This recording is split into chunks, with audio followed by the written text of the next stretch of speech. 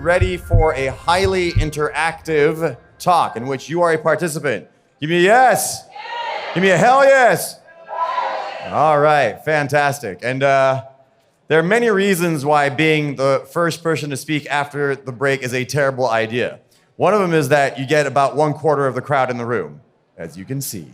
The other is that everybody just wants to sleep. It's nap time. This is the part of the day when the temperature of your body takes a little dip and you're like, oh, I want a nap. So I'm actually going to very deliberately put you to sleep as the last part of this talk. How do you feel about that? Yes? All right. Power naps for everybody. Okay. The people who are late, you're about to miss out. So we are going to begin. Gun. Shoe. Tree. Door. Hive, like a beehive. Sticks. Heaven. Crate. Wine. Hen. So I just gave you a list of 10 seemingly random items, which you are probably just going to forget in another minute, and that's okay too. Because the point of this talk is that you have a certain kind of mental software running your body right now and your mind. And this mental software has been laid down by your culture, by your upbringing, by your parents, by your religion, by your country, by many, many things. And very little of this software has actually been laid down by you personally. So, what we're going to do today is to give you certain tools so you can upgrade your own software, so you can get better at health, well-being, and 3 specific things that I have today, because I only have 25 minutes. We're going to help you become more creative, we're going to help you have better mood, and we're going to help you get better sleep. How do you feel about that? Good? Yes? Okay. So mood improving, good. Sleep improving, good. Creativity improving, good. But first, let's play a little game. You guys want to have a little fun? All right, fantastic. So, wait, I can't hear you. Do you want to have a little fun? Yeah. Thank you. That way you get to know the other people over there that you're having fun. More fun than they are. Okay, so I'm going to ask you a series of 4 very simple questions. And for this to work, I need you to answer the questions and answer them together. So all at the same time, in rhythm. The questions are like really simplistic, so just humor me and play along. And then we'll have a little surprise. Okay, so the question of the day is, what color is this table? It is white. You guys are amazing. All right, one more time. What color is this table? White. What color is this table? White. And what do cows drink? Wait, what happened? That's so interesting. Cows drink milk. I've seen cows drink water. I've seen like hip-hop cows drinking cognac, and Kobe cows drink beer apparently all the time.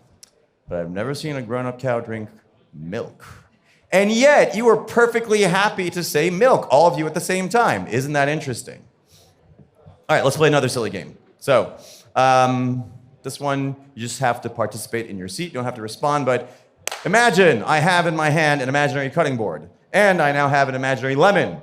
The lemon is yellow, it's glistening, it's beautiful, it's fresh. I put it over here, boom, and then I slice it with my imaginary knife, and there's an imaginary cutting board, so I didn't actually cut my hand. It's cool, everything's fine. Okay, good. So now I take this imaginary lemon, I look at it, and it's beautiful. It's got this flesh inside, it's yellow, it's glistening, it's got the juices, and I squeeze it a little bit, and there's a little drop of that lemon, which is like sweet and tangy and sour at the same time, and it comes down a little drop, and right now, you are probably salivating a little bit more than you were 60 seconds ago. Funny that. So, what did I just do? In a matter of 1 minute, I took control of the function of your salivary gland. In less than a minute, I got you all to say something completely unreasonable. Cows don't drink milk. And some of you are right now still thinking, no, that's fine, cows drink milk, because that was me. It took me 10 minutes to figure out what went wrong. And the idea is that right now there are forces in your life all around you, everywhere in the world, that are making you do things that you didn't really want to do. They're making you do things that aren't necessarily oriented towards your happiness, towards your well-being, towards your growth. These things are like advertising. Hey, you know what? Your hair is not looking so good, right? You need some of this conditioner and this shampoo, and you probably should color it too. Hey, your butt's looking kind of big. You need these pants to kind of shrink it up a little bit. Hey, your eyebrows, that needs 100 euros of work. Your eyebrows are perfect. There's nothing wrong with them, okay? But that's not even the most insidious stuff. A lot of that stuff has already been laid down in your childhood. Somebody told you weren't good enough. Somebody told you couldn't do it. And I'm here to tell you that you have a choice. You have a choice to redesign your own software. And you can do that through local upgrades that make you do certain things better, and also through global upgrades that can make you do a lot of things better. So let's go for a little local upgrade. I said 10 words at the beginning of this talk. Those of you who can remember 2 of them, raise your hand and keep it up. If you can remember 3, keep it up. 4, 5, 6, 7, this is good. 8, 9, 10. 10, all 10 in sequence? Nobody? Okay, that's hard to do. Most of you are going to remember between 4 and 7 of those words.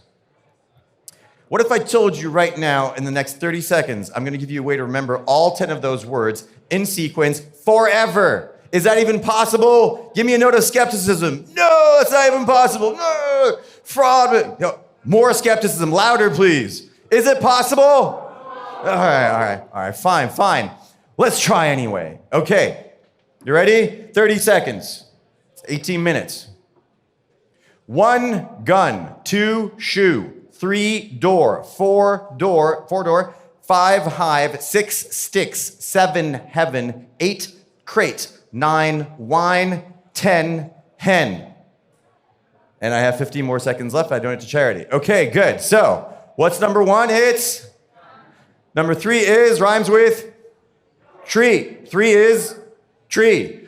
4 is 5 is 7 heaven. 10 is okay, good. 9 is wine. Okay, good. So you now have in your possession this thing called the number rhyme system. It's a mnemonic device. It allows you to remember 10 different items anytime you want. In fact, you may notice that I have no notes for this lecture because I have memorized this lecture with that system. So for example, let's get from the audience a couple of random items. Let's say I'm going to go to the grocery store later on today and I need to buy what? What do I need to buy? Broccoli. So broccoli is number 1. Gun, broccoli. I have a gun. It's a broccoli gun. I shoot it. Suddenly the wall is green broccoli everywhere. Okay. Then I have to buy what? What? Beer? Kefir. I was like, beer, obviously. No, this is a healthy group, so it's kefir instead. Okay, so 2, it's shoe. You have a shoe, it's filled with kefir, you put your foot in there, it makes this noise like, it's cold and gooey, that's nasty. Okay, 2 more items. What else should I buy? Who? I can't hear you. Rice. Okay, good, rice. Rice is good. I forget that I have the microphone and you do not, so. Number 3 is rice. 3 is tree. Imagine you're sleeping under a tree. You look up there, and it's raining down rice from the tree branches instead of like apples or fruit. You're like, and it blinds you. Okay, good. So, number 1, gun, which shoots broccoli. Number 2, shoe. What's in the shoe? Kefir. Number 3, tree. What's coming down from the tree? Fantastic. And you can go on like this and fill the rest of them. You hook one thing to the other. So I just gave you a very simple local upgrade. Think of it as an app. You just got yourself a new app for your brain so you can remember 10 items anytime you want in sequence. Useful? Yes. Just yes. Give me a hell yes. Hell yes. Okay, fantastic. And I want you to use it. You have to use it, otherwise you will lose it. But I can also give you a global upgrade. A global upgrade is just one way of looking at the world, changing the way you think about things, such that you behave differently in a lot of different situations, not just for memorizing a list of 10 things. So, for example, I wrote this book called The Tao of Dating, The Smart Woman's Guide to Being Absolutely Irresistible. And probably the top line piece of advice in that book is that, well, okay, over the past 10 years, I've gotten 5,000 letters from women, and basically they all have the same dating question, which is, am I enough? Okay, so there's a problem with that question, which is that you cannot win that game. If you play the am I enough game, you will never be enough. Because let's say you have a perfect butt or a perfect body, and you're like, okay, I guess I'm enough today, but then tomorrow, butt fashions change. Your butt is no longer perfect. Holy cow, what happened? Okay, so this is a problem. If you are in the am I enough mode of thinking, that game cannot be won. Instead, you want to think, hey, how can I make other people feel like $1,000,000? How can I be of service? How can I be somebody's answered prayer? Because nobody can take that power away from you. And when you do that, you feel good. When you feel good, you light up. When you light up, everybody around you wants to be around. Everybody around you wants to be around you and say, who is that glow-in-the-dark guy, girl? I want to be around that. Okay, so you just gave your brain a global upgrade by chucking this one program that you had, which was, am I enough, and substituting, how can I be of service? How can I be somebody's answered prayer? How can I be the light? Okay? Another kind of upgrade that you can give yourself when it comes to any social situation, whether it's dating, negotiations, business, getting a new job, whatever it is to notice whether you're taking the stance of the buyer or the seller. Are you buying or are you selling, right? So in dating, if you're on some website and you've got a profile, you're like, hey, look at me. I can dance the tango. I know about wine. I have a great job. I have education. Like me, please. So that's another version of the am I enough game, which is selling. You're trying to sell yourself as opposed to, you seem like an interesting person. What else do you have going for you? Are we a good fit? So when you are in the buying position, you're thinking, hey, your company's pretty cool. I like it, Mr. Google man, but what do you got for me, huh? So, and it just puts you in a completely different frame of mind. That's a global upgrade to your brain, okay? Now, it's important to use these. If I just tell you this and you keep on using the old system, then nothing changes. But I want you to step out of here and think, how can I serve? How can I be the light unto the world? And how can I be the person who's evaluating who is the buyer and not the seller? Okay, good. So, I think I have time to do two of the things I set out to do. So let's first work on creativity. Who wants to have more ideas? Fantastic. More creative ideas that you can use at work and for your life. So right now, you have around 3 to 5 million bits of information coming at your brain. You got 2 million cells in your retina. You've got your entire skin, all the stimulus coming through. You got 20,000 hair cells in each ear. A lot of information coming in. And you're consciously aware of around 40 bits. Neuroscientists think between 40 and 80 bits, that's it. So everything else is being filtered out. This is good because it allows you to focus. So I'm here, I'm saying something, you look at me, you understand what I'm saying, you can follow me. Good times, right? However, when it comes to creativity, what you want is more input. And you want this input to kind of meld together and work together so you can have these ideas combining and you can come up with new ones. All new ideas are basically mashups of old ideas. And they've studied people who have been stupendously creative, who've come up with stuff that just, wow, amazing, that's out of Mars. How did you do that? Well, they were crazy, that's how they did that. Vincent van Gogh was actually crazy. He had schizophrenia, most likely. And when you have a disease like schizophrenia, what you do not have is latent inhibition. So latent inhibition is the thing that inhibits the incoming stimulus so you can focus on the thing in front of you. When you're lacking latent inhibition, everything's coming in, you're hearing voices, and the world is very hard to manage, but man, can you paint, okay? So, how can we give you a little less latent inhibition, a little more craziness so you can come up with more ideas? Well, take a deep breath and close your eyes. Good. And next minute or two, what I want you to do is to just relax a little bit and become aware of your senses. With your eyes closed, pay attention to what you're seeing with your closed eyes. Pay attention to the sounds in the room, the sound of my voice and maybe other ambient sounds in the room. Pay attention to what you're feeling, the feeling of your butt on your seat, your feet on the ground, your hands on your lap. Notice what you're smelling, and notice if there are any tastes and flavors inside your mouth.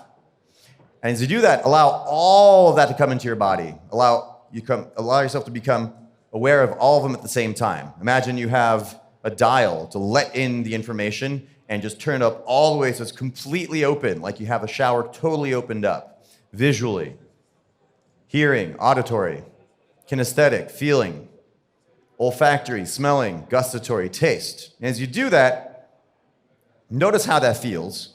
And then at the very peak of that feeling, take your right forefinger and thumb and press them together. So you have this feeling of everything coming in. Now imagine a problem that you really want to solve. And think what that problem is. And this problem has been weighing on your mind for a while. You just want to come up with new ideas for something, anything. It could be like redecorating your house or how to deal with your children better. You're looking for solutions to problems. And I want you to imagine someone that you think would have the solutions to that problem. The most creative person you know, the biggest problem solver. I call this the Da Vinci helmet because I picked Leonardo da Vinci. So think of that person and put that person in front of you. And in your mind's eye, go ahead and ask that person, hey, Mr. or Ms. Super Creative Problem Solver, what would you do in this situation? And as you do that, wait for an answer and see what that person says. And maybe as you're waiting for an answer, go ahead and press that thumb and forefinger together again. And when you get some kind of answer, put your hand up so I know you're there. Good, very good, very good. Okay, put your hands up, keep it up there so I see it. Okay, good. And now what I want you to do is put your hands down and take that person who had that idea, right, and turn them around so now their back is facing you. You're looking at the back of their head. Put that hologram of that person way up in the sky and then bring him, poof, down on you. Bring him down on you so you're looking through their eyes out at the world.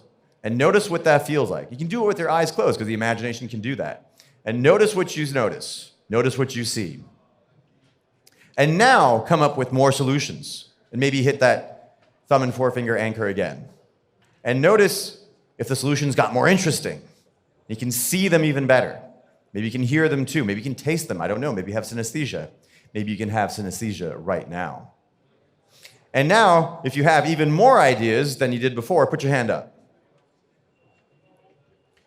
Yeah, what's it like to see the world through the eyes of somebody who's super duper creative? And on the count of 3, I'm going to bring you back to the room. 3, 2, and 1. And I'm here to tell you that Mr. Da Vinci is not in the room. Whoever your favorite person was who's super duper creative. Whatever you just came up with came from you. You evoked this picture. You evoked this hologram. You evoke the creative ability of that person, and you gave it to yourself. And that is an instant software upgrade that you can do anytime, right? And this is not new. They would say, back in the olden days, like, hey, whenever you have a problem, ask Mother Mary. Close your eyes and say, Mother Mary, what would you do? And she would have an answer. Well, guess what? There is no Mother Mary inside your head. It's still you. But if you use this little trick, you can evoke the creativity of anybody you want and bring it to you. Useful? Yes. I can't hear you. Is that useful? Yes. All right, thank you. Are you going to use it? Yes. Okay, good. So that's the Da Vinci helmet. And you can combine that with reduced latent inhibition. So you open up your whole body, all of your brain to the incoming stimulus. And when you do that, you start getting intuition. What do you think intuition is? It's exactly this. It's the synthesis of all these different stimuli and your cognition into your body, and boom, new stuff pops up with the help of Mr. Da Vinci's eyes and head. Fantastic. That's creativity for you. Let's talk about mood. All right. On a scale of 1 to 10 right now, 10 being, oh my God, ecstatic, 1 being, kind of down in the dumps. Okay, who here is 5 or above? Put your hands up. Okay, 4 or below? Okay, good. So keep the number you have right now in mind, because that's the baseline, that number, okay? Maybe tell your neighbor, I'm now a 4 or a 5 or a 6, okay? And what we're gonna do is in the next couple of minutes, we're going to increase that number. So take a deep breath and close your eyes. And I invite you to imagine that a warm wave of relaxation is moving down your body from the top of your head. And it goes on down your body. It relaxes every part of you, starting from the top of your head, your scalp, your face, your neck muscles, your shoulders, your chest, your upper back, your lower back, the muscles of your buttocks, down to your thighs, all the way down to the very tips of your toes.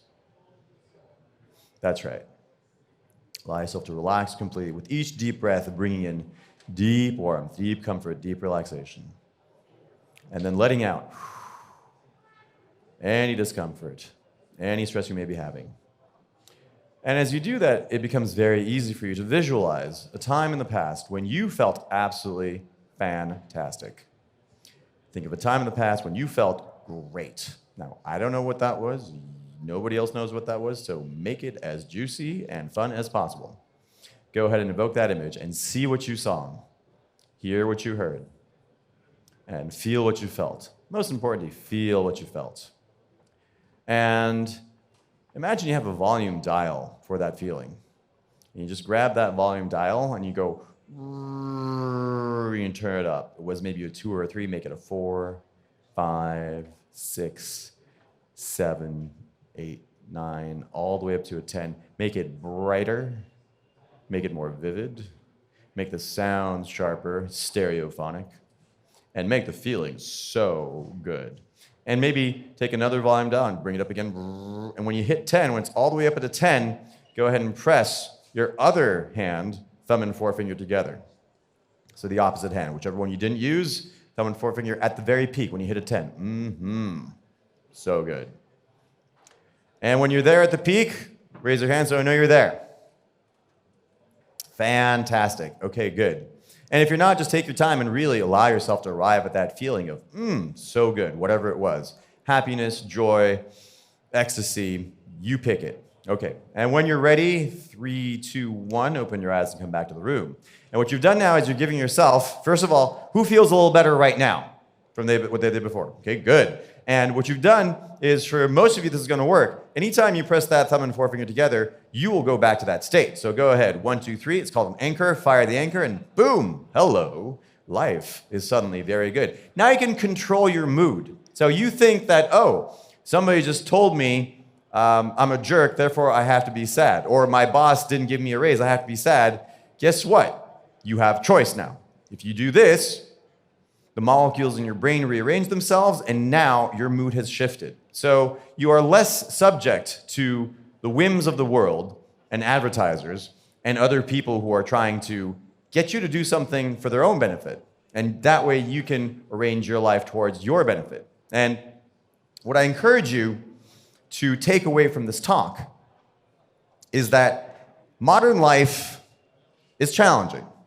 And there's a lot of people out there who aren't terribly happy, even though they have a lot. They have friends, they have cars, they have homes, they have unlimited food. These are things that we did not have for the past 3 million years, evolving as hominids on the savannah. And yet they're not happy. And that's because there are many forces that are trying to make you unhappy to serve their own purpose. Things like religion, country, your own family, culture. So what I encourage you to do is to realize that you have a lot more power than you thought. You have the power to change your own software and design it to orient it towards your own happiness. So think about what your happiness is. Think about what your fulfillment is. Think about what your flourishing looks like. And then please feel free to go about deliberately designing that for you, as opposed to all the other accidents that have been happening in your life so far. You have a lot more power than you think. Thank you. Amazing. The Da Vinci helmet, I like it. Thanks, Ali, for this awesome speech. Thank you. And I will have a question for you, as a hypnotist, have you ever gotten into some sort of weird social situations where people think, are you trying to mind control me, or? That costs extra. We don't do this shit for free. So the thing is this. I mean, people obviously, when you say you're a hypnotist, like, whoa, okay. Yeah. And what people don't realize is that hypnosis is very, very simple. That's why I did the demonstration at the very beginning, which was there was no pendulum involved. I didn't hit you on the head with a hammer. You just said something very silly because I directed you there. So all good communication is hypnotic in nature. And once you realize what that is, then you start to recognize it in your own life. And you realize that, hey, all these advertising companies, all these 30-second ads, you got some really smart people who have audio and visual and repetition, and they're hitting me with stuff. And suddenly I think, I need more Doritos in my life. Yeah. And you really don't, right? So, and once you acquire these tools, of course, it's important to use them consciously and use them in a way that makes everybody around you better and flourish more as opposed to, manipulatively. So that's important too. Yeah, that's true. I like to say that you're either in control or you're the one who is being controlled. So you can always choose, whether you're being conscious or unconscious about it. Absolutely, because it's always happening anyway, and you're always being programmed. So what is the programming that's been happening unconsciously, and how can you introduce new programming that actually helps you along with your own goals? Yeah, exactly. Well, thanks again, Ali. Thank you. Cheers. See you around.